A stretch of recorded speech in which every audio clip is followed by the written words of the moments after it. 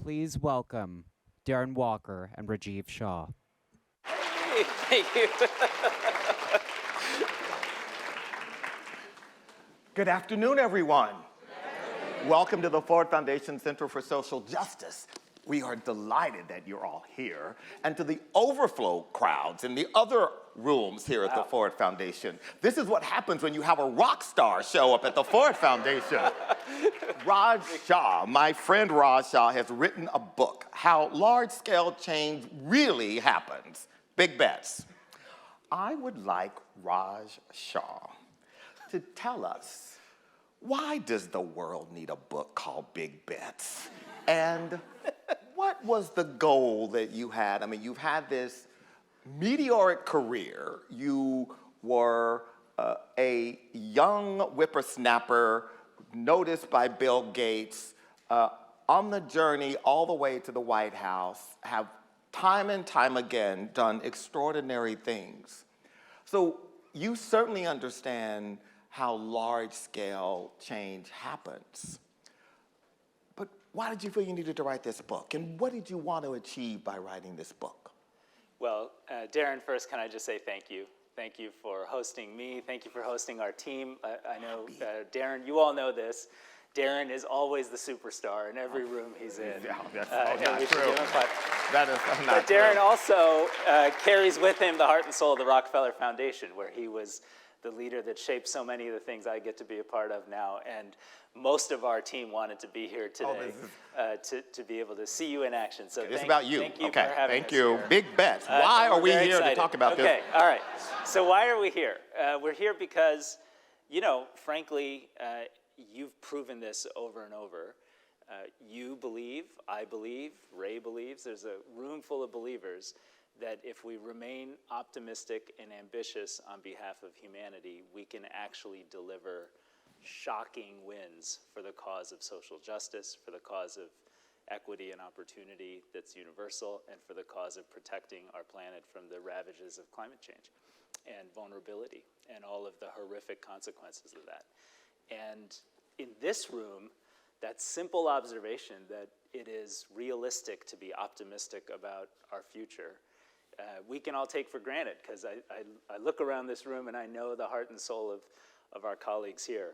But if you're on social media, or you're reading about this political campaign in the United States, or you read about the outcomes of recent elections in Western Europe, or you are looking at trend lines on the issues we work on, it's very easy to be pessimistic. It's very easy to be incremental. It's very easy to think, oh, we can't cut child poverty in half in an instant, or oh, we can't actually end energy poverty for 1 billion people on this planet, or oh, is it actually possible to stem the persistent challenge of climate change that's already had 100 years of consequential carbon emissions causing devastation around our planet. So that's why we wrote the book. And I'm saying this, and it'll sound like I'm saying it because I'm here, but I think the Ford Foundation before you, and certainly the Ford Foundation under your leadership, has been a place that's made big bets. I'm from Detroit. I wrote in my book about being from Detroit. You saved the city of Detroit. You and Kevin Orr and a group of foundations and others came together. You saved the pensions. No, the pensioners. Stop. You saved the pensions of tens of thousands of city employees in Detroit. You saved the art collection at Detroit Institute of Arts. Yes. You put $100 million of Ford Foundation money to work in a way that leveraged, what, a $7 billion debt write-off. Yes. And people don't believe you can do those big things. You can work across the aisle. You can make a huge difference. You've proven we can. I've worked with people who've proven they can. And so we wrote a book about it. And so the book really is a beautiful narrative of a lot of amazing places and spaces. And it really is about systems. You talk about massive public health initiatives like Gavi, massive vaccination programs. Obviously, Rockefeller has been for over a century the leading philanthropy focused on food security globally and agricultural science. And so talk about how you see those systems relating to issues of justice, right? Because because often we have gotten into a binary in philanthropy where we get into these sort of oppositional ideas of, well, you're a development foundation or you're a rights foundation. How do you see these big bets, as you were just discussing, around poverty and the ways in which what we like to talk about here as justice, how that translates into justice through systems reform? Well, I'll give you an example. When I was in the U.S. government, I ran USAID, as you know, and I ended up in the eastern part of Congo, in eastern Congo, in a city called Goma. And how many of you have been to Goma? Anyone? Okay, look, that only happens at the Ford Foundation, by the way. We're like 10% of the rooms like, I've been to Goma. Okay, so and I remember going, and I did write about this because it was so powerful, and I met with both a group of girls who had been, Goma, obviously that region had been through extraordinary violence, extraordinary conflict, and kids in particular bore the brunt of that. Girls were raped and harmed through their lives, and we were supporting fistula repair at a hospital by a famous doctor, Dr. Mukwege. Boys were drugged and put into these various militia groups, and we were supporting UNICEF that had recovered these boys and got them sober and trying to kind of reestablish their humanity. And I remember sitting in one morning with both of those different communities of kids.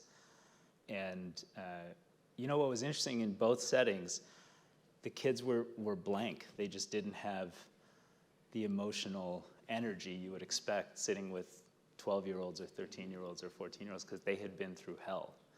And in that moment, to me, it doesn't matter. It is the same thing to say this person has a right to have justice in their life. It's the same thing to say they get to go to school, they get to be free from disease, they get to be in a community where their human rights are protected and they're safe, and they can live in a world where there's some upward economic mobility so they can have hope and opportunity. And I don't think when you're sitting in those communities, which I've sat in Kabul during a war and Mogadishu after an action against Islamic Maghreb, the debate between rights and development feels very esoteric.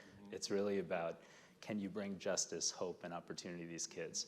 Now, fast forward to today, a program you were a part of in its maybe earliest days, or at least Judy Roden, my predecessor, was, helped create solar-based rural electrification using these solar mini-grids. And when the Rockefeller Foundation, I'm pretty sure under your leadership, started this effort, they were providing energy at like $1.10 a kilowatt hour. It made no sense. It wouldn't work at scale. But over a decade of innovation, and we can talk about that later, they got the price down to now 15 cents a kilowatt hour. Just last year, we closed an $80 million project with a group called Nuru, put in $8 million of our own money. The rest is private sector investment or from development finance institutions that are going to build the first large-scale solar metro grids in Eastern Congo. And over time, Ashwin Dayal is in this room. He's one of the heroes on our team. And over time, under his leadership, they will build 21 of these metro grids. I know, he's the best. He's absolutely the best. This is a family affair. He's the best. He is amazing. But each one of these grids is going to provide power to between 100 and 300,000 people. 7 million people over the course of time will live in a world that has abundant, low-cost, always-on electricity, so that those communities can have jobs, can have growth, and those kids and their current counterparts can have hope and opportunity. That's rights, that's justice, that's opportunity, that's national security. It's all of the above. And we can, and so I write in the book a lot about how do we build partnerships across divides. Right. The tough divides are like Republican, Democrat in the US Congress, or private sector, public sector in an era of distrust. Like, those of us in this room should not divide ourselves into the community of people who care about rights and the community of people who care about development and growth. That's just one and the same thing. And when you're on the ground doing this work, there's no difference at all. I agree. I think that's so beautifully said, Raj. And I think another thing that comes from that is something you write in the book about humility, which we in philanthropy are not known for possessing much of. And it is a fair critique. I mean, certainly this institution, among the many lessons, I mean, both of our institutions, you know, the archives are rich and so fascinating. And I have spent many a weekend in the Ford archive. And they're in the same place. And they are in the same place. In the same place, up in Mechanico. But what's fascinating are the lessons. And some of those lessons are about hubris. I mean, again, my own institution, it is shocking the level of hubris that this institution possessed about what those Africans need to be better, to be more like us, to be civilized, to have an economy that could grow. And the ways in which our institutions did our work and engaged in the world. My favorite was I came upon a board meeting in 1968 after the civil uprisings. And literally the board docket, you know, we used to get the big old fat docket books, and the docket had on it, "The Negro Problem in America." That was the title of the board meeting agenda for 3 days. And literally, when you open the book, it had expert after expert talking about the Negro problem in America, the Negro problem in cities, There was never a page where you said, the Negro problem in America are racist white people. I mean, there was nothing. I mean, they never, literally, there was nothing at all in the whole docket. Like that. And it was just, and so to my mind, when I think about the way we worked in Africa, again, and obviously the Green Revolution, Rockefeller took the lead and Ford followed, and we're very, very proud of that, as we should be. But what I've learned is we don't like, at least at Ford, we don't like to talk about, the impact on the environment in India. We're thrilled to talk about our work, our population work, but we don't want to talk about forced sterilization. Those forced sterilizations that happened.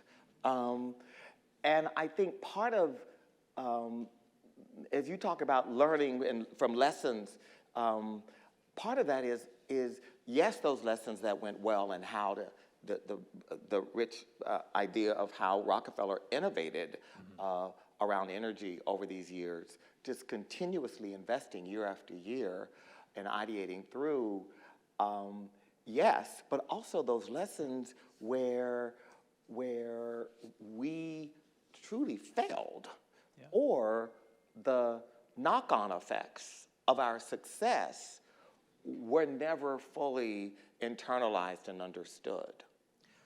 Well, I tried to write in the book a few times about humility. I say it with a smile because some of it is personal humility. Absolutely. It's just like you find yourself in a room and you're like, do I really belong here? Do I know what I'm doing? And I told a story after the Haiti earthquake, right. When I was put in charge of the response to the Haiti earthquake of 2010, when really in an instant, 250,000 people lost their lives, and a whole city just physically collapsed. 21 out of 22 government ministries, and most critically, the United Nations itself, which had been providing the security in Haiti, collapsed. MINUSTA was the security force at the time. And so there was no visibility, there was no response. And President Obama called and said, Raj, you're in charge of this whole of government response. How old were you? I was 36, which largely meant I thought, sure, I can do this. But then I went to the Oval Office, and this is the part I wrote about, the next morning for a briefing with the president and vice president. I got there early because you certainly don't want to be late to that meeting. And I checked in my BlackBerry, and then they let me in. And the vice president and president were over by the desk, kind of half looking out the window, half looking at each other. And as I walk in, Biden is saying to Obama, very close to him, he's like, are you sure about this Raj Shah guy? He's like 36, he just got to town. We have this other guy, Craig Fugate, who ran FEMA, who's much more qualified, which, by the way, was true. And then Obama was looking at the door, so he saw me come in, and he's like, Raj, come in, sit down. So we have this whole meeting, and Craig was in the meeting. On the way out of the meeting, I grabbed Craig, and I'm like, Craig, I need your help. And Craig, to his great credit, said, not only will I help you, half my team will come sit in your emergency operations center. We will do this together, day in and day out. And for the next 3 weeks, Craig was with me until 2 in the morning every night as we ran that operation. And I couldn't have done it without him. And the lesson I learned was take help from everyone you can get help from. Always ask for help and take as much of it as you can. And that, I think, applies institutionally to the point you were making, which is too often development or global humanitarian institutions have this perspective that we know how to do things the right way, or we have the smartest experts or the access to the smartest experts. And I tried to write in the book about examples like the Ebola crisis in 2014, when the true breakthroughs actually not only didn't come from Atlanta and the CDC or New York and the Rockefeller Foundation's public health team, they came from the ground in local rural communities in Liberia that figured out that it was young girls washing and kissing and redressing the bodies of their deceased parents mostly, that was the source of most transmission. And based on that insight, they worked with their local WHO kind of workers to develop a burial team approach where you could still honor the deceased but have their bodies be removed in WHO body bags by fully clad health workers, community health workers. And that intervention, which came from a group called Global Communities that have been working in those communities for decades, saved the day. The thing that the experts told us to do was build these big Ebola treatment units that once you remember, Ebola had a 70+% mortality rate. So once you went in, you didn't come out, your possessions didn't come out, your clothing didn't come out, your ashes didn't come out, and soon nobody went in. So the Ebola treatment units, the thing the experts told us to do, all went empty.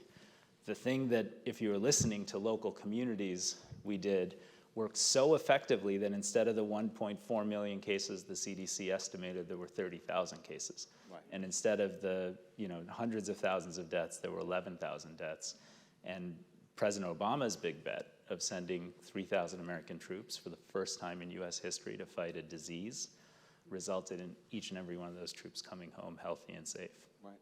And Raj, part of the message in that vignette was the system was permeable. I mean, you were prepared to absorb from the ground so yes, from a top-down expert, but you also had a mechanism that allowed you. So I'm so glad you mentioned this. This is actually my favorite part of the whole book, which is the scorecard for Ebola.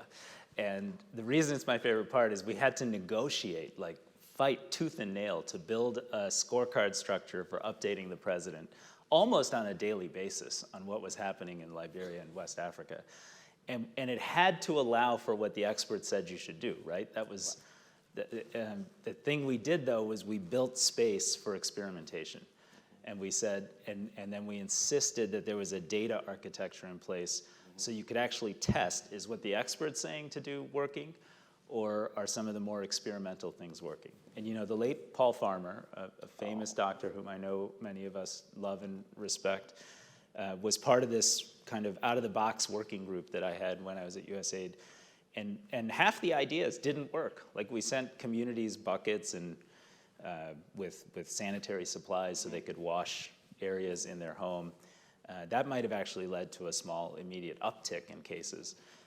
And so we stopped doing it. But that mindset of experimentation tied to a data architecture made all the difference. And here's the big insight for me, and I think this permeates throughout the chapters of the book and the different stories, is data and measurement is sort of everything if you take this approach. Because it's the only way to know what's working and are you kind of getting anywhere close to achieving your goal. So in that setting, Hans Rosling, he also passed, but he was a famous Swedish epidemiologist who actually he still has these really popular TED Talks where he was also a sword swallower and very entertaining epidemiologist, let's put it that way. But he created a tool called Gapminder that if you haven't played with, you should. It's the most amazing data tool on global health and development that's out there. Anyway, Hans went to Liberia and created this data architecture with a group of students from Hopkins that allowed us to say, okay, this isn't perfect data, but it's fast, and we're gonna get data from kids on motorbikes and the like, and none of it's going to be validated, but it's all going to be super quick. And that allowed us to have an experimentation platform so that we could populate our scorecard and say, this is working, this isn't working. So scorecards, data, fast data instead of perfect data, these were all things that were antithetical to the way, at least at that time, USAID structurally would have operated. And I write about them because I think we need more of that in development and philanthropy. Mm-hmm. And I want to ask you about what it was like working for two extraordinary men. First, Bill Gates. You know what it's like. I No, I don't. You know. I know what it is. I mean, Bill, so the first two chapters of the book are about Bill and Melinda's big bet. And their big bet was very simple. They read a New York Times article in 1999 or 1998, and it said that there were 600,000 kids that year that were going to die of rotavirus vaccine. And it also said Merck was going to roll out a rotavirus vaccine in the United States where none of those deaths were occurring. Thankfully, we've all had rotavirus. Kids don't die of rotavirus in this country, but they do in India, they do in Africa, they do in parts of Latin America. None of those places would have seen the vaccine for 2 decades. So they said, well, that's wrong. We should make sure that every kid on the planet gets every vaccine that's available so that you can save their lives. And that was their big bet. And that they wisely chose to partner with a Rockefeller-created effort called the Children's Vaccine Initiative, right, the CVI. They turned it into the Global Alliance for Vaccines and Immunization. And to make a long story short, over 22 years, more than 1 billion children have been vaccinated and more than 16 million child lives have been saved.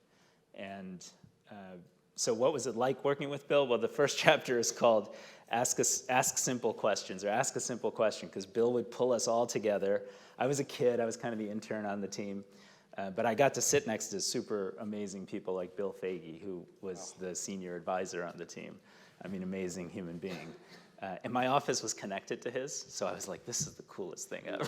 I just thought I was on top of the world. He was. He was. He eradicated smallpox, a famous American public health leader who ran the CDC, and just had this spiritual nature about him, and still does.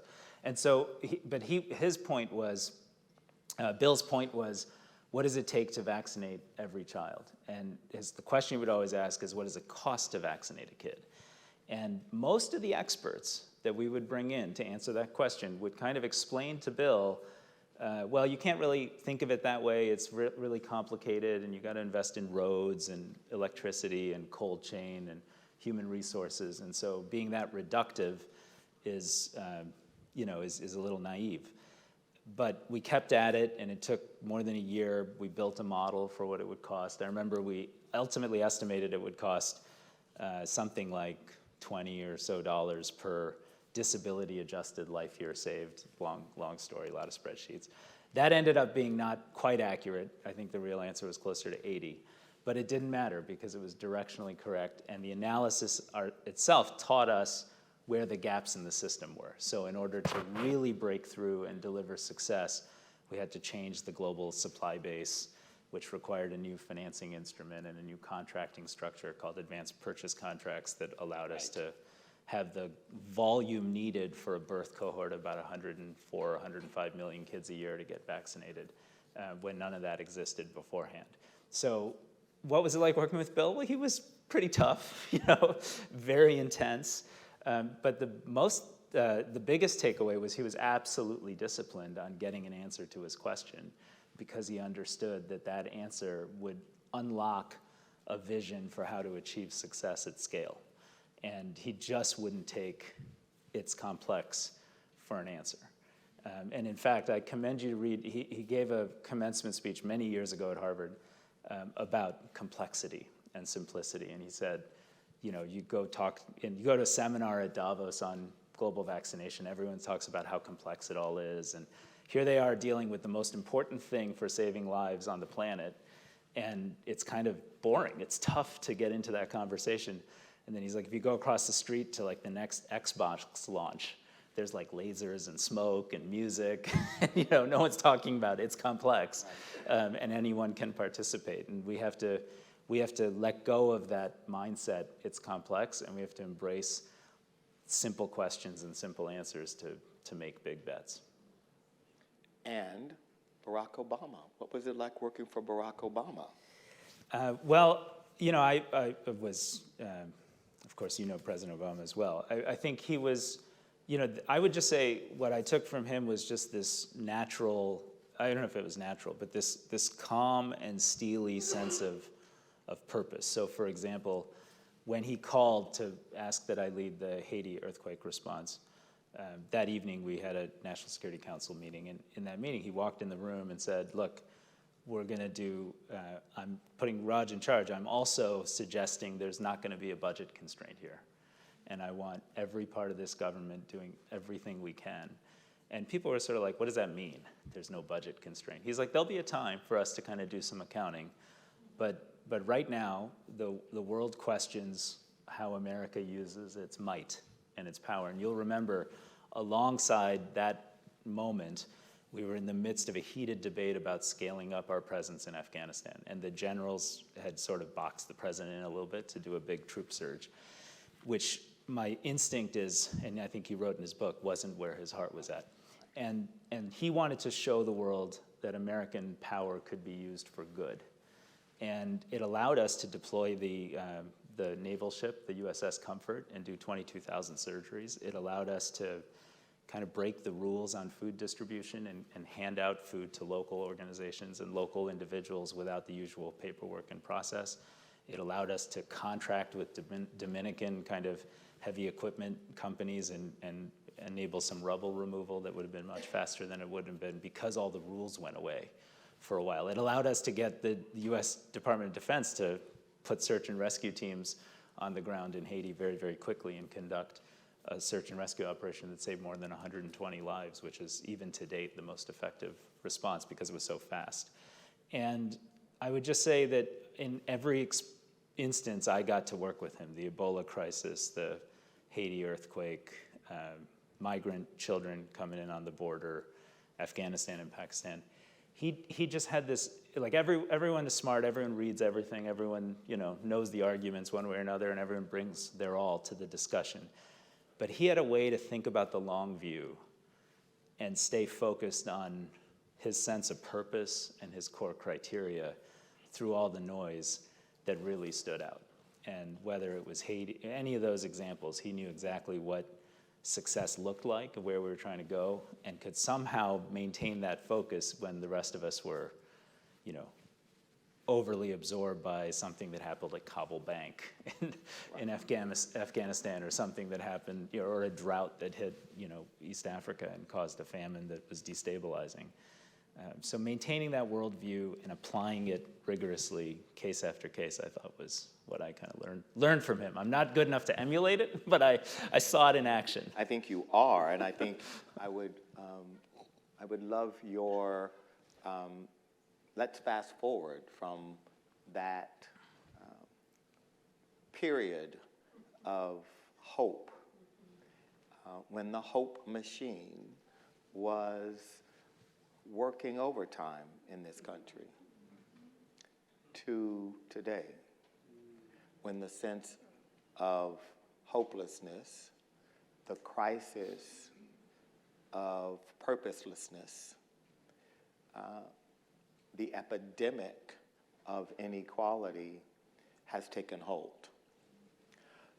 So how do you, Rockefeller, me, Ford, our sector, think about big bets? How do we think about impact at a time when the interventions that are needed seem so intractable, so challenging? How do we talk to our boards? How do we talk to our staff? How do we motivate and inspire when things look so dystopian? Well, to me, big bets are characterized by a few core elements. The first is you have to believe you understand what works to create change. Usually that's some innovative idea, but it's not always some great innovation. Like child poverty in this country was cut in half by a policy that was innovative when Richard Nixon advocated for it as a negative income tax, and called it the earned, and then Clinton called it the earned income tax, or Reagan called it the earned income tax credit, right? And so taking that and making it a refundable child tax credit, doing it at scale and showing how quickly that could have impact, you could argue that wasn't deeply innovative, but it was innovative when Nixon did it. You know? Well, the innovation was implementing it and sustaining it. Yeah, I mean, that's exactly. often, So innovators aren't interested in that part of the value chain. Totally. So one part of it is constantly searching for what works with the discipline of studying it, understanding it, learning about its true impact on reality and on families across this country and across the world. A second element of Big Bet is building the alliances and partnerships that take it to scale. So, you know, our energy project, which could have just been Rockefeller building a handful of microgrids or mini grids in northern India and parts of Nigeria, is now a global energy alliance with $11 billion of financial commitments, a group of philanthropies, a group of development organizations, and we have closed on projects that will reach 40 million people with energy access for the first time using renewable electrification, and change the face of poverty and human opportunity at that scale. Now, that's not enough. Our goal is $1 billion. But the only reason that worked is because we held hands with different kinds of partners. Right. In India, it's Tata Power that is building 10,000 of these mini grids, rolling it out, a huge conglomerate company with the capacity to take scale down and scale up operations. In parts of Africa, it's smaller scale, entrepreneurs and operating partners. In Latin America, it's a lot of collaboration with the Inter-American Development Bank. You know, it changes in different places. But being able to build those public-private collaborations as opposed to just relying on philanthropy or public sector has been transformational. And then the third element, to me, is measuring results. It's the data architecture we talked about for Ebola. It's always putting in some measurement structure so that you actually know what you're achieving. And you know, that sounds so obvious and so straightforward. But it is so hard. My favorite stop on this book tour was I had about 40 members of Congress come to a breakfast and talked about the book. And they said, you know, it's interesting because you say, well, measure results. And that seems so obvious. And yet we would say, and we went around the table and they said, maybe 10% of American policy is defined by results measurement. You know, most of it is formula funding. Most of it is deal making. Who gets what. And I saw that at USAID even, you know, like we had a big child mortality program, just saying, okay, if we're spending $2.5 billion a year through a set of partners on lowering child mortality, which is easily measurable, under 5 child deaths, how are we performing and how do we get better? And I actually needed to bring a whole outside panel of private sector leaders just to have leadership and a little bit of political cover to even ask those questions. Actually, Ray Chambers, who's here, was one of the folks who led that. Gene Case was another person who played that role. And so it's just harder to do than people think. But to me, that's what a big bet is. And and I think if we stick to that discipline, we can be hopeful about making change happen at a much bigger scale than we otherwise would.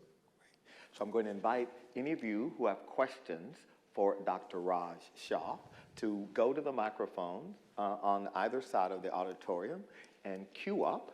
And meantime, Dr. Raj Shah, I want to ask you for you. I mean, your trajectory, as when we started, I said, this sort of rapid ascent. Is Raj Shah going to be a presidential candidate in the future? What? I mean,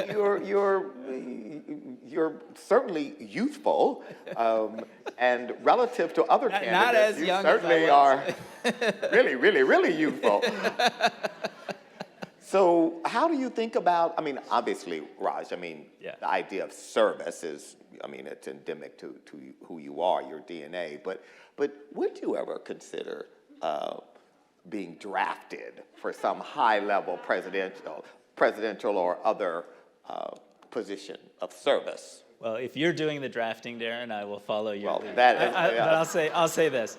I believe in public service. And I also, when I was in government, some of our biggest wins, like the Global Food Security Act and addressing famine and widespread hunger, came from Republicans and Democrats working together. Like, I still cling to this idea that if you don't pay attention to cable TV, most people in public service actually want to make a positive difference for our country. You do have to rule out the folks on cable TV. That's a must. And then if you get to know people and their values, you'll be surprised by what you find. And sometimes that surprise is very positive and very inspiring. So I'm avoiding your question. No, you're not. You're in your very Rothschild way answering it directly. Thank you. I do All think right. there's a lot to do in public. We have, yes, sir, please. So this has been a very inspiring conversation, gives me a lot of hope. And so my name is Claude Granitsky. I run the Equity Alliance with my longtime mentor, Dick Parsons, who was the chairman of the Rockefeller Foundation. Dick is not here, but I want to maybe ask a question that a lot of us are wondering about. About a year ago, the Rockefeller Foundation made a decision to really focus on a big bet around helping to solve or mitigate the climate crisis. How, as a leader of an organization, of a large organization, do you get an entire organization to align on one big bet as your main driver? Well, first, thank you. Thanks for the question. Thank you for what you're doing with the Equity Alliance. I know the Ford Foundation, I think, is, if not your biggest and earliest is our supporter. largest investor. Thank Yeah, you. They are, and what they've done is incredible. And frankly, we need you to be successful with your mission, so there's more equity and opportunity in the context of how endowments manage their funds across this country and around the world. To answer your question, though, we did make a commitment because our Rockefeller has, for 110 years focused on large-scale change for the most vulnerable populations. And while the book is called Big Bets, and I call it Big Bets, that's only because John D. Rockefeller's phrase, which was scientific philanthropy, was a little clumsy for a book title. And their basic idea was, where can science and innovation applied at scale lift up those who are most vulnerable? And as we look to the next few decades, it became clear to us that climate change and the impacts of it that are already being felt on food security in vulnerable communities, on sea level rise and ocean acidification, on protein access and low-income settings, and mostly coastal ones around the planet, addressing climate change and doing it with a focus on vulnerable people was where we could make the biggest difference over the next decade. So we made a big bet. We committed $1 billion of our programmatic effort to transformational climate projects that focus on vulnerable communities. We made a commitment to manage our endowment in a way that achieves a certain climate and sustainability objectives by certain timelines. And we made a commitment, Natalie Paquin is here, who is our Chief Operating Officer. Under her leadership, we made a commitment to be net zero in our operations, which for a foundation is actually tougher than you think, because we fit. Look at this building, you're telling me. we fit in the medium-sized consulting firm category in the way these things are counted. And so, but we felt we had to go first and walk the talk. So how do we get the whole organization there? Last year we had a 6 or 7 month process that included pretty much everybody in terms of getting their input and their thoughts and their ideas. We've implemented, under Natalie's leadership, a climate learning hub, and we just went through some click-through data this morning, and we've had 94% of our teammates have participated in learning about climate change on the internal Rockefeller Climate Hub. So it's a learning journey that we're all on together. It doesn't mean we don't make changes and they aren't tough, and we do make changes and they are tough, and I, not inappropriately, then get criticized for making that strategic shift, but that's just part of the job. And I feel like we have to update our sense of purpose in order to be relevant to the future. We made that commitment, and we're all in on fighting climate change and doing it with an absolute focus on the world's most vulnerable people. Beautiful, thanks, Raj. So we have questions here, please, for Raj. Good afternoon, Mr. Walker and Mr. Shah. My name is Reggie Lochard. Thank you for doing this. My question is for Rajiv. So you've had a very eclectic background. You've worked for one of the most brilliant minds, Mr. Bill Gates, and then for the first African-American president, Barack Obama. And then now you're in your position, but also you're an author now. So how do you... A best-selling author. I stand corrected, best-selling author. So how do you juggle it all? Like, how do you, your trajectory's not been linear. So when you go to your team and you're like, we're going to focus on this topic or this task that he's just mentioned on climate change, like how do you find your focus with so much going on in the world, with so much trauma and chaos? And, you know, again, you mentioned yourself, the Rockefeller Foundation is built on big bets. How do you find what the next thing is going to be that's going to drive your focus? Well, I'll tell you how we landed on climate as a central focus and a driver that gives us a sense of purpose for the future. You know, if you look at our mission, as Darren would say, has been basically global development since the beginning, right? And if you look at the trajectory in global development from about 1990 and really from 2000 to 2015, that was the heyday of global poverty reduction. You know, we saw hunger go from 14 or so % of total global population down to 7, 8%. And you could track that across almost every major indicator in the Sustainable Development Goals. I was part of the team that helped negotiate those goals. And at the time, if you just took that trend line and played it out, you could get under 2% for almost most of the big things we were talking about, which is why zero hunger became or zero poverty became the central concept for achieving the SDGs by 2030. But since then, since 2015, when those were ratified, we've seen sort of populism in most countries in the world lead to policies that have undone some progress. We've seen the impacts of climate change happen much faster and much more pervasively for low-income communities around the world than we would have expected. Just take hunger as one example. Having gotten the incidence of hunger down to 6 or 7% in 2015, it's now up to maybe 8%, with about 800 million people being hungry.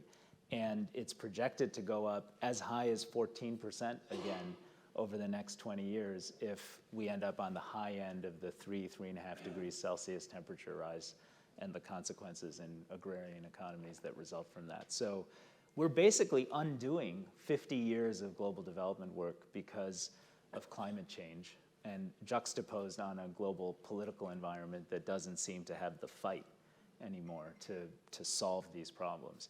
So we said, okay, in that context, we have to double down. We have to double down on climate, we have to double down on the intersection of climate and vulnerability, and we have to double down on building a new global consensus to fight for justice, equity, and opportunity, which are the underlying concepts of the Sustainable Development Goals themselves. Thank you. Yes, next question, please. Thank you so much, I appreciate it. Thank you, sir. Thank you. I'm Barbara Simmons, and I want to say, Mr. Shah, a group of us were scheduled to meet with you in 2014, but we found out that you preferred to be on Air Force One with Mr. Obama. This was during the Ebola crisis. But my question is, what can we as everyday citizens do to help bring about this whole process of encouraging the big bets? Well, Barbara, I think everyday citizens, you know, I will just say what I've said to groups across the country as I've done this book tour is, it is amazing what we're capable of when we put our mind to it, you know, and to me, that means we have to learn about these issues with a level of depth and understanding so we can be confident advocates for the ideas that we stand for. It means we have to be we have to be good Samaritans. We can't be, we can't fall prey to what I think is human nature, at least in this society and country, where you say, oh, of course 1 billion people live in extreme poverty. That's always been the case. It's always going to be the case. It's not my job to do anything about it, and I can't make a difference. I mean, I wrote the book because I believe big bets start with betting on yourself. And the first big bet is that, hey, you can make a difference if you get engaged, if you share your ideas, if you learn, if you find communities of action. And today there are more tools to help you do that than ever before. You know, you can get online in these working groups and you can learn from others. We've established a Big Bets community online at the Rockefeller Foundation, which I think has 4,000 people already, and we want more. Just people to learn about these issues and get together and work on them, advocate for them, find opportunities to make a difference. And I'll tell you, I know this is a group that I think is already oriented towards these issues, but some of the biggest breakthroughs I've had in fighting hunger, for example, came from relationships cultivated with, say, the head of Cargill, who ended up, you know, finding 6 million metric tons of rice and dumping it at the port of Mogadishu in the midst of a famine, and saved so many children's lives. And I know that individual, Greg Page, considers that one of the things he's most proud of doing as the CEO of the world's largest private food company. So, it's not just those in the social sector. It's folks in business and industry, it's folks in finance and economy, and it's folks in science and university settings. We all have to see this as our mission, and we all have to be and feel empowered to make a difference. Thank you, ma'am. We'll go here, please, and then we've got 3 more questions on this side and 1 more, sir. Yes, please. Hello, I'm Victoria Bell, School of Social Work, University of Michigan. Go Blue. Go Blue. Go Maze. New Lab Detroit startup founder. So how could New Lab founders like myself in climate tech, because we're moving way beyond just making cars, work with the Rockefeller Foundation to solve global electricity issues and challenges, moving from automotive to driving a sustainable future forward globally? Okay, that's great. Good luck with what you're up to. You should not leave this room without talking to Ashvin, by the way, who's right here. Ashvin, put your hand up. Good, so that you guys can get to know each other, and hopefully we'll see if we could work together. Bigger picture, I would say, you know, the renewable energy and the climate transition in developing economies is going to require roughly $4 trillion of investment on an annual basis for about 20 years. It is the biggest economic transition and opportunity to build businesses and make money in building the new infrastructure of the future than we've had for decades. And while that seems like such a huge number, that's really only 4% of the global economy. And so there are already so many different efforts afoot to provide financing to the types of companies I think you're referring to and ideas you're talking about. And we need more of that kind of climate finance, but I would urge you to think of it, even in developing economies, as a major opportunity to make money, to build businesses, to create jobs, and to be part of building the future infrastructure of the world. And I think you should work with foundations, but you should also find commercial partners that can help you get there. We have a question in the back of the room, please, sir. Good afternoon, Mr. Walker, Mr. Shah. Thank you so much for leading your foundations, trying to care about the world's biggest problems and the poorest communities that nobody speak for. So if everybody could just give them a round of applause for all the work that they've done. You're very nice. Because it's very easy to get discouraged, especially in today's times, with all the divides in the country. So thank you so much for asking the tough questions and trying to answer them, and their teams and everybody. If everybody could just give them a round of applause too, because those are the people behind the scenes that do all the work. Yes, the people behind the scenes. Let's give them a round of applause. Thank you, sir. I was blessed enough to be born with cerebral palsy, but in the U.S., so there was things like the American Disabilities Act. I was able to go to college and be an entrepreneur. Last year, through the C20 events in India, I was working on the Indian Disabilities Act, and there I got a chance to see a lot of the disabled entrepreneurs and children in India and Africa, Brazil, in all the BRICS countries. They were in India for the C20 events. They'll be in Brazil this year.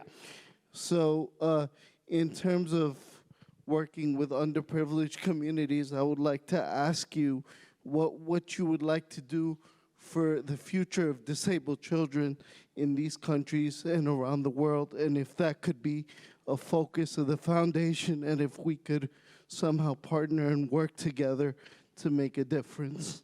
Thank you for very disabled much children. for that question, because I think, and Raj, I'll go first on this. Please. I think the issue of disability justice is something that for too long has been overlooked in large philanthropies. And we at the Ford Foundation, until 5 years ago, had no grant making in the area of disabilities. And part of it was because most large foundations, I found, when we started to do the work early, said we don't do disability. Of course, this is typical of foundations. We are much better at saying what we don't do than what we are for. And sometimes it's when we get caught in our own rhetoric around, in the case of me personally and Ford, asserting that we were focusing on inequality and at the same time ignoring disability was preposterous. And I got called out for that by a group of disability rights advocates after a piece I wrote for the op-ed page in the Times. And the lesson for us at Ford, as Raj was describing and talks about in his book, is listening and the humility to understand how it doesn't mean that you have to have a new program, but it does mean that you have to have an integrative understanding of the challenge and the opportunity. And it means, and it is meant for this institution, for us to truly have to deconstruct our identity as a justice-focused foundation that wasn't doing work on disability. And what that has led to is just a massive holding the mirror up to ourselves and the kind of internal work that has required us to deconstruct everything from our hiring and vendor practices to our grant making, and to understand where in our own work, in spite of the fact that we were labeling ourselves and our grant-making programs as justice-focused, they actually had inherent bias against the disabled in them. And so it's been a really interesting journey, as you say, to be on the journey of learning about how disability, which if we're all lucky enough to live long enough, we will all be disabled at some point. And therefore, normalizing our understanding of it and integrating through a human rights framework, which, by the way, there was no analysis of disability in the early human rights frameworks. It was excluded. Yeah. And so, yes, there's a lot we can learn and continue to learn from that. And so I appreciate your question. Some of the best innovation has gone on outside of the United States in this regard. And so fortunately, both of our foundations work internationally, and there's a lot that we can learn from communities and advocates and policy outside of the US. I'll just add to that. What Darren is such a, for those of you that don't know, I suspect you all do, Darren is sort of the dean of our... Because I'm so old. I love how Raj is like, I'm just saying you're so young, you could be like Barack Obama. And he's like, you know, a group and you're of like, foundation you know. presidents, stop, so I can say this, is sort of the dean of this group of foundation presidents that includes most of the large foundations in this country. And a few years ago started this effort around disability, and as he's done with so many other efforts he's started, he invited all of us to come on that journey with him. And so, Thank you for thank that. you for your leadership. Thank and you. thanks for doing it in a way that's inclusive. The only other thing I'd say, I won't repeat the whole story, but I wrote a story about a woman named Absa Say in the book, and she was a girl at the time. I met her probably around 2002 or 3 in rural Senegal, and she was wheelchair bound as a polio survivor. And that whole community of rural men mostly had written her off. She ended her education, and she was seen as someone who wouldn't be able to contribute to that community and society. And she ended up becoming a leader within a nonprofit group called Tostan, run by a big better named Molly Melching, that went village to village, sat with those leaders, talked about justice, talked about inclusion, and ultimately got them to sign a pledge to end female genital cutting and mutilation throughout West Africa. And she was just such a source of inspiration, and I think brings life and reality to everything both of you just said. So thank you. Thank you, Raj. Yes, please. Thank you so much. Hi, I'd like to thank the Ford Foundation. I'd like to thank you, Darren Walker, and also Shah, look at your badge, for putting this amazing event together, and a book that you wrote, Take the Bet, Roll the Dice, big bets, right, thank you. So my name is Stephanie McGraw. I am the founder and CEO of WARM, and WARM stands for We All Really Matter. It is an issue that I've been working with for the last 14 years. I am a survivor of domestic violence, and I'm from Harlem. And when I came out of the domestic violence shelter 15 years ago, I didn't see any representation of Black women that were talking about domestic violence and how to deal with these issues. I've been doing this fight now for 14 years. I'm tired now. As a Black woman, I don't get an opportunity to get into the rooms, to get to the foundations, to get money. I had to send back $200,000 last year because we get money from the state, but it's reimbursement money. And it's ridiculous because I don't know how we're able to survive to do the work, especially dealing in marginalized and underserved communities where we are. But this issue of domestic violence is something that's still not being talked about. I am now working with 22 NYPD precincts. And this was created from the pandemic because we knew that Black and brown women were going to be stuck in these homes with these abusers, and they were going to have the green light to continue the damage. So we went to the police and said, look, we want to do this work with you. We know that there's Black women, and then we have a predominantly white, and some of the precincts, the majority of the domestic violence officers are white, and they're going into Black and brown homes where there's no understanding of the culture, of the mindset, of how to deal with this issue, right? So we have been struggling. And just to be clear, your question is My question is, how do we get help in going there? Because you've dealt with a lot of people with the image and the egos, and a lot of times egos get in the way of getting really? the I'm in help, philanthropy. right? I know nothing about that. So just to be clear, I think your point is very well articulated. How, one, the issue of domestic violence, Yes. period. Yes. And then two, how do organizations and leaders like you have access to the resources and opportunities of places like the Ford and Rockefeller Foundation? Exactly. So- And how so let he me actually answer got that. help, because Yes. he went into a room and you said, look, I need help. Yes. You had some people in the room with you until 2 in the morning. So thank you for helping to continue the articulation. You did very well. Thank you. Thank you very much. It takes two to And mingle. then so listen, let's just,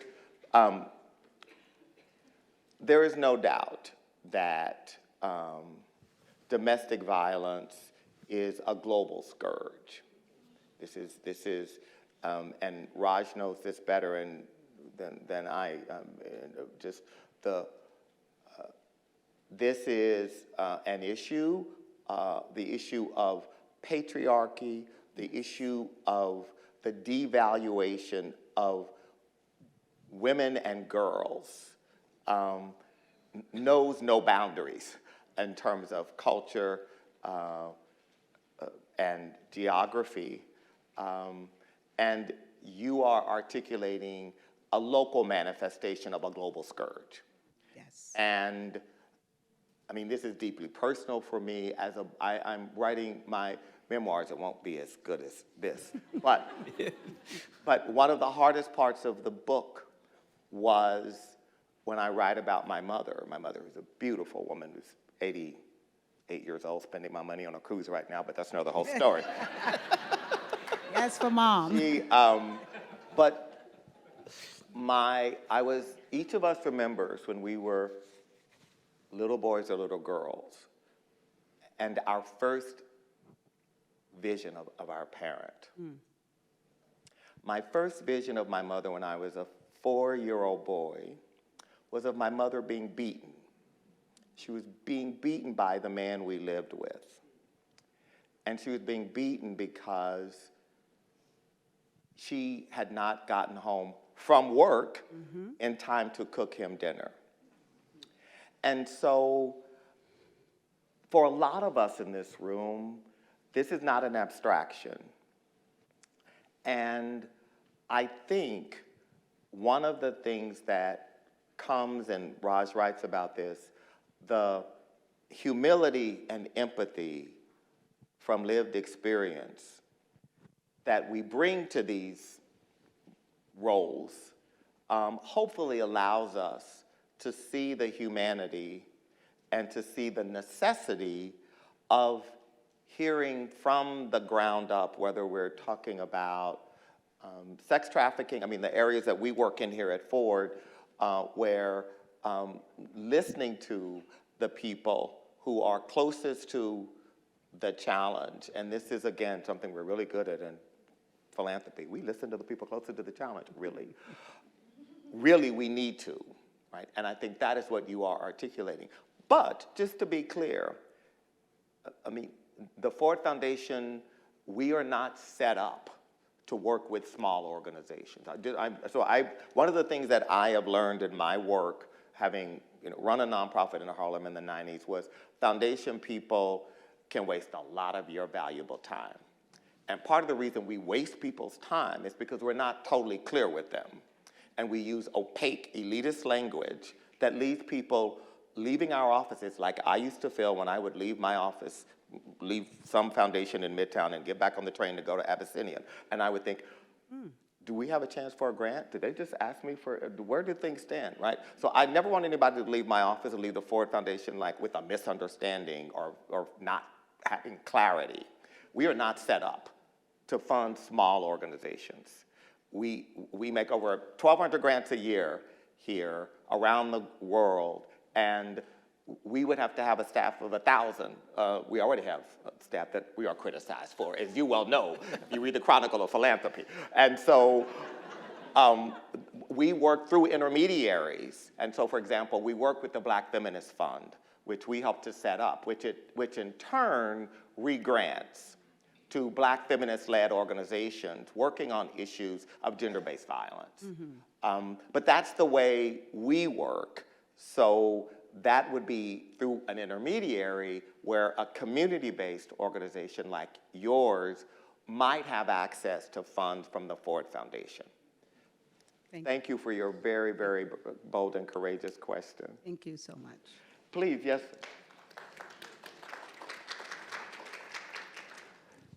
First, I want to thank both of you for doing this and making this available to that email that went out. Those are really, I didn't expect to be here tonight. And so when you were speaking about the USS Comfort, you reminded me of that whole period in our government, which wasn't typically American. And I was glad to be reminded of that. And when the Comfort came here during COVID, most people didn't even know we had such a thing. Yeah. Then you start with, I believe in public service. And that really grabbed me right here. I started sweating thinking about it. As a child, I was instilled in public service, but the word was never used.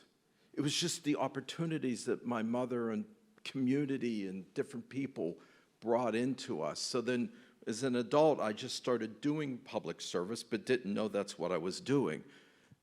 And I wonder, with your big bet, like with what we saw, I can just speak for New York City and COVID because this is where I was. There was so much public service.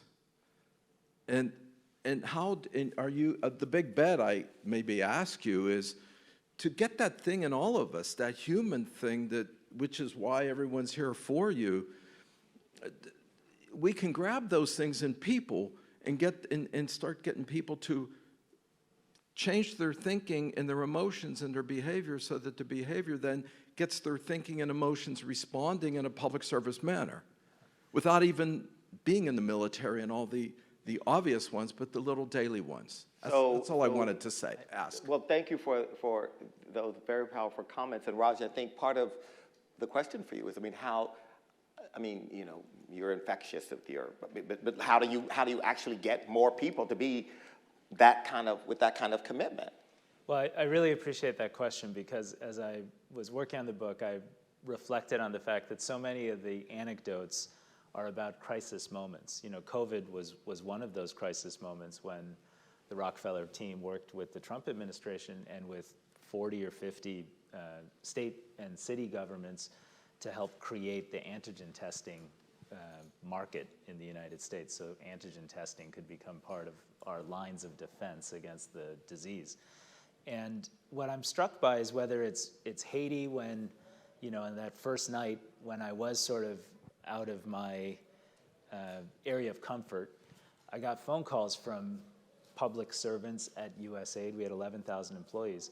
But the calls came from Afghanistan, they came from Peru, they came from across the world with people saying, you don't know me yet, but I'm the best person you got on food distribution in a crisis, or I'm the best person you have on an earthquake, or I just dealt with this earthquake in Lima and you're gonna need my expertise, so I'm flying there and I'll be there in the morning.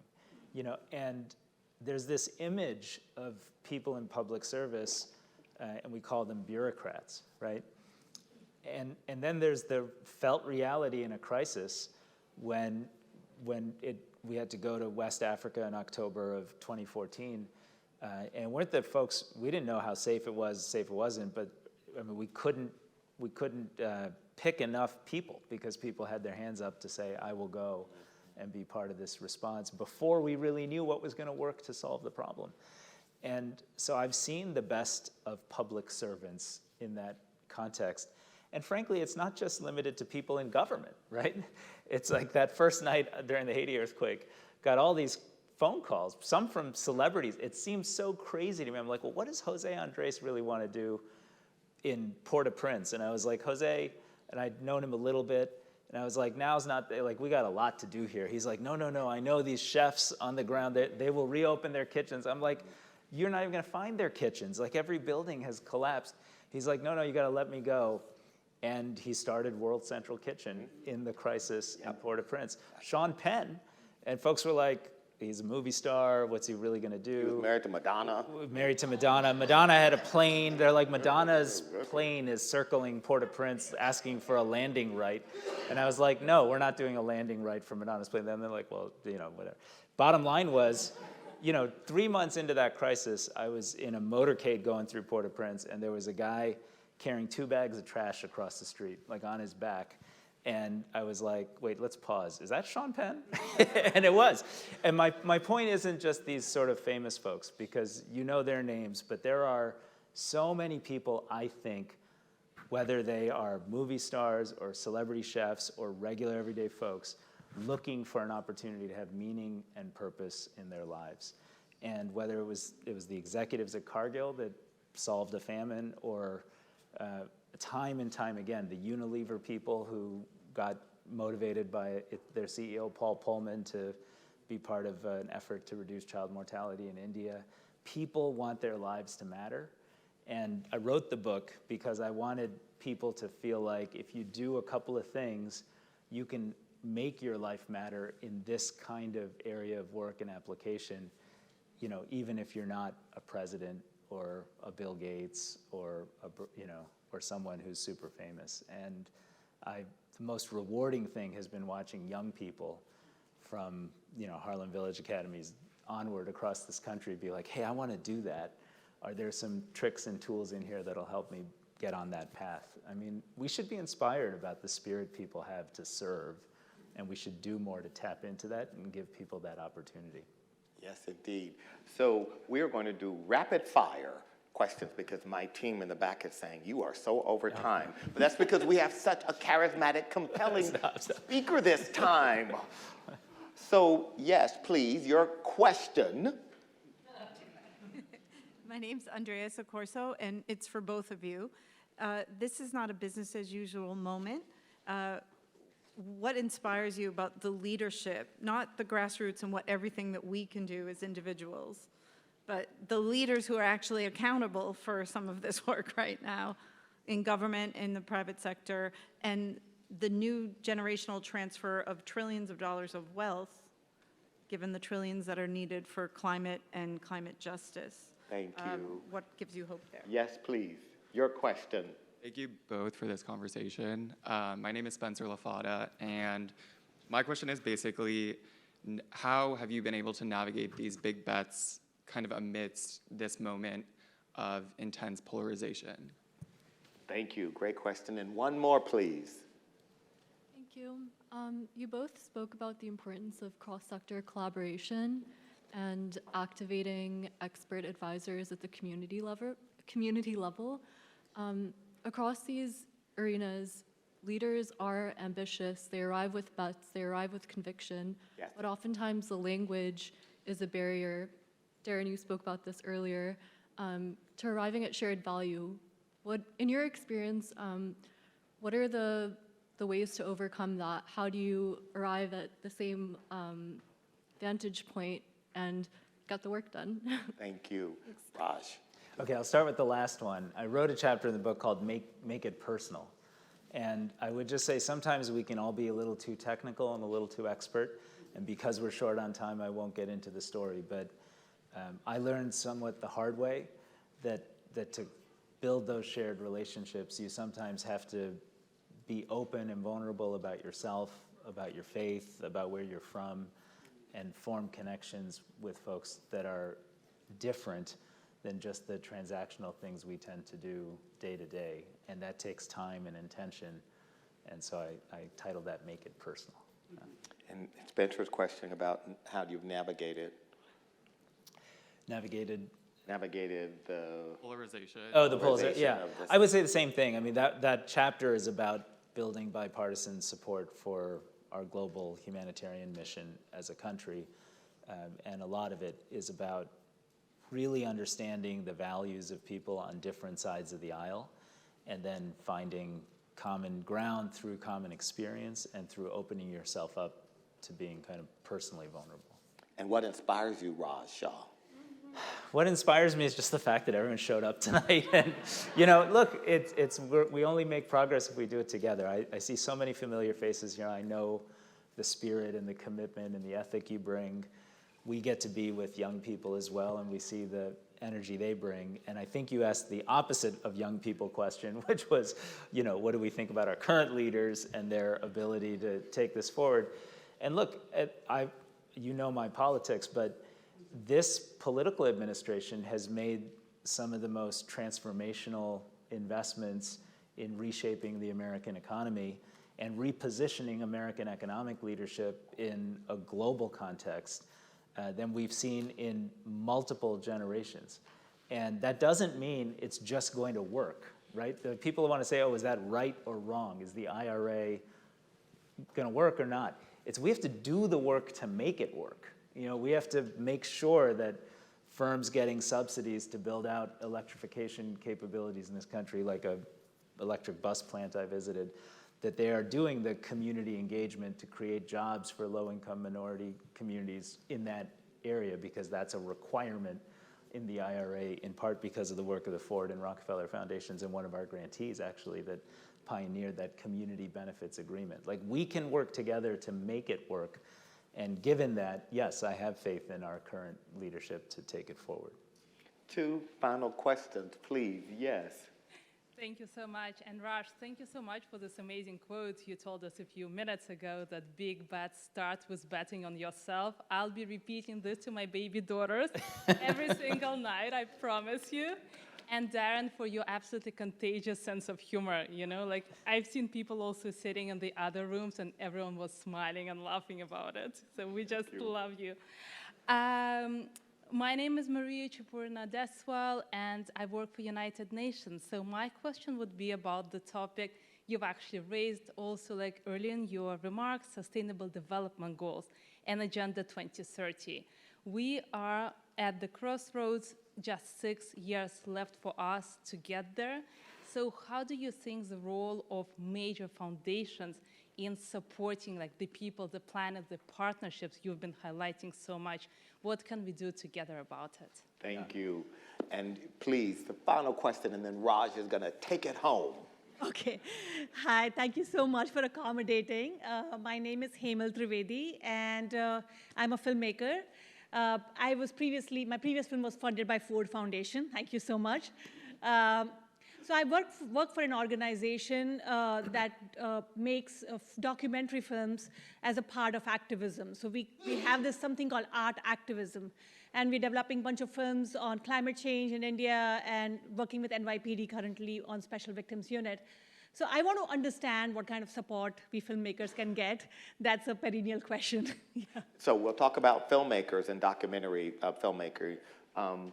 And maybe I'll do that briefly. Okay. And then you're going to talk about something you know a lot about, the SDGs and the final 6 years countdown. So at the Ford Foundation, we are the largest funder of documentary films. And we have a program called Just Films. And we, in fact, fund in India. And we fund narrative work, short form and long form. And it's really easy to access. As you know, you've accessed this in the past. And the Just Films portal is, and that team receives hundreds of proposals every year and find really top talent and powerful narratives to invest in. And that's how we fund documentaries. And I encourage you to look at the other foundations who do, which you obviously know. I wish there were more, but I think we all have our lanes. I mean, I think it's really important, and I'm very, as a part of philanthropy, we all are better at some things than others.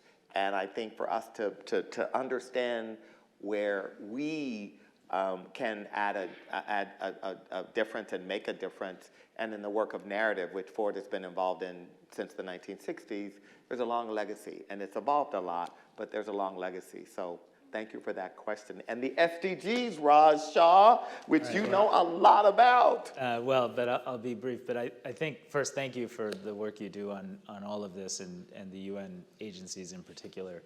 I will say it's important for us to remember the Sustainable Development Goals are based on an extremely simple idea, and that is that if everyone on this planet has some modicum of dignity, some basic opportunity, and the ability to sustain and be hopeful about their life, we are all more peaceful, more prosperous, and better off.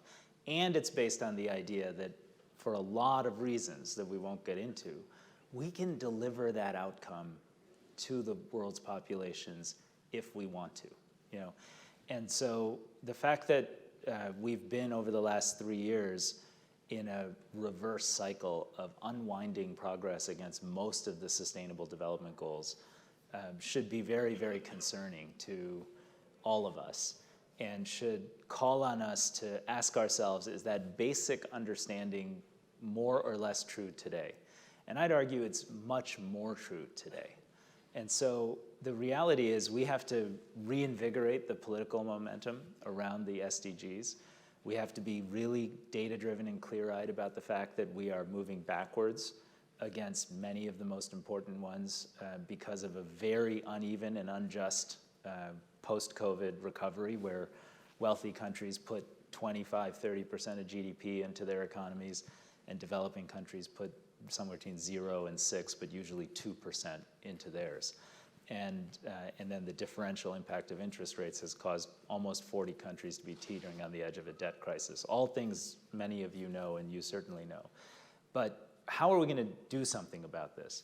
The last time we were in this position globally was around 1998-99, and the world launched the Highly Indebted Poor Country Initiative, HIPC, and it spawned a political movement that we celebrated at a Glen Eagles summit, a G7 summit. We have to rebuild the political will to implement the SDGs. And that's going to be major changes to how we finance global development. By the way, aid to Africa has been down each of the last 2 years and will be down again this year relative to the past as this is happening, at a time when we need more, not less, resources. We need much more creativity around public and private solutions. That's where foundations can be society's risk capital and make that happen. And ultimately, we need armies of young people that stand up and use their political voice the way the Jubilee community did at the, in the 98, 99 timeframe. And without that reinvigorated political movement tethered to real innovation and an understanding of how precarious the current moment is, we're not going to hit the 2030 goals. And it's not just a matter of delaying things a few years. As I said earlier, because of climate change, it's going to unwind decades of progress. So we can do it. Wrote the book because I believe it's possible. And Darren, thank you for Thank you, having me Raj with Shah, you. my friend. I'm so happy, and congratulations. Thank you. Thank you. Thanks so much. This was really lovely. I appreciate it. And everyone gets a copy of Big Bets. So, signed by Dr. Raj Shah himself. Thank you. Oh, okay, good.